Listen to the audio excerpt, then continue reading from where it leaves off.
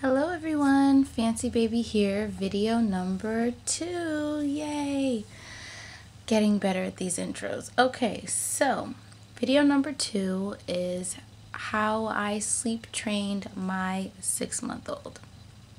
My 6-month-old, she was 6 months at the time, Maxine, she's now 9 months and she's pulling herself up and crawling and just trying to walk already. She's crazy. But this is my story of how I sleep trained her.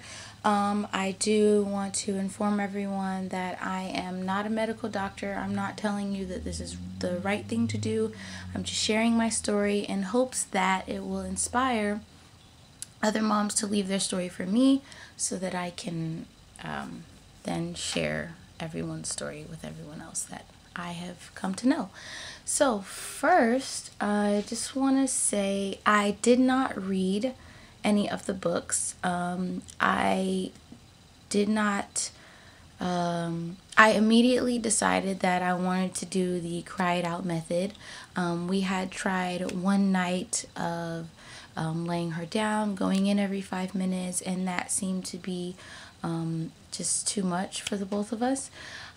So I found a wonderful YouTube channel called Sleep Sense, which I will leave a link in the description, created by she's a doctor, Dana Obelman, and I watched a few of her videos and I just kind of gathered a better idea of what I needed to do to make sure that Maxine was comfortable and safe enough to sleep through the night.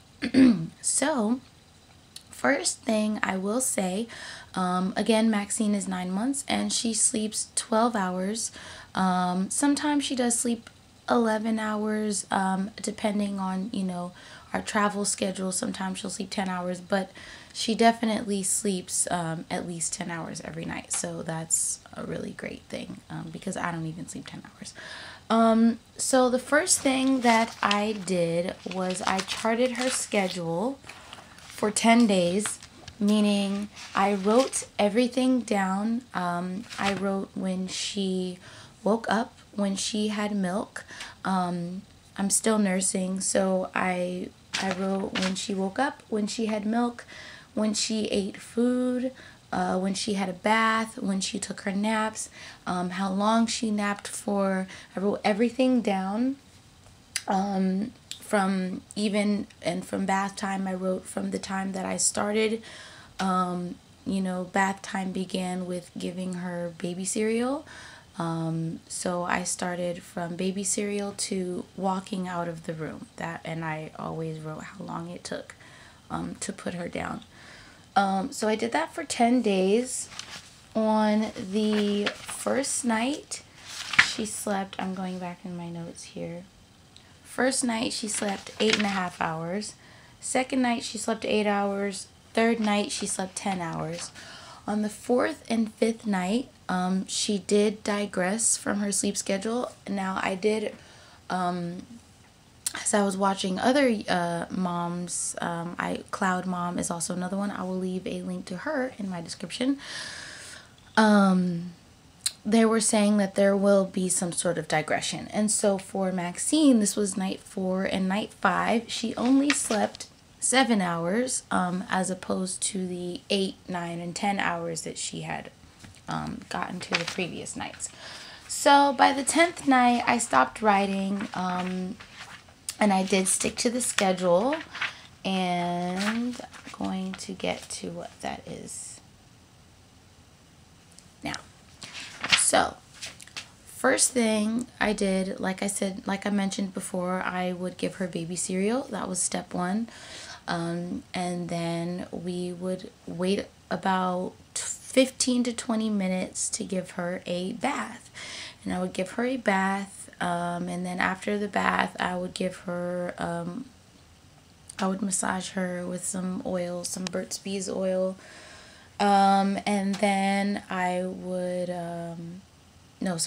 after the bath, I would feed her. I would nurse her. So basically the reason we decided to sleep train her was because when I would nurse her, when she would wake up for a nighttime feeding, before I had weaned her off nighttime feedings, she would not want to go back to sleep. At the time, we were still room sharing, so she was still in the room with us, and I would try to put her down, and just being next to me but not being able to be in the bed with me was hard for her. So that's why we decided to sleep train her, and I knew from the very beginning that I did not want to bed share with her.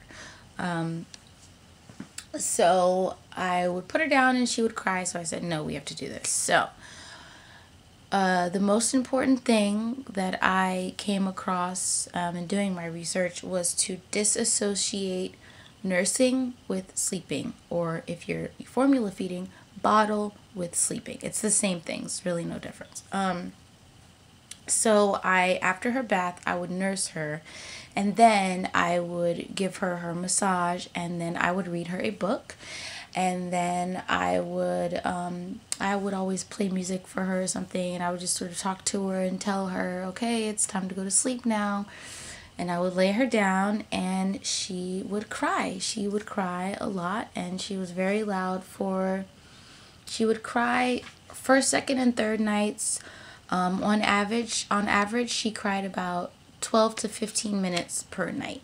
But like I said, each night she besides night 4 and 5, she slept 10.5 hours, and now she sleeps 12.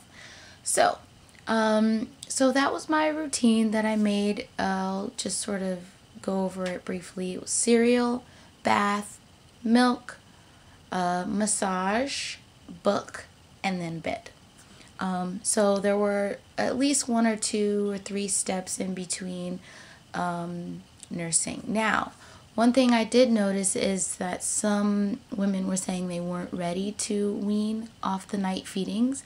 And one thing that I did learn was turning on the lights before I weaned her off night feedings. I would turn on the lights, and I would remove her covers, and I would just make sure, not that she was cold, but just make sure that she was only nursing because she was hungry, not because she wanted to nurse for comfort.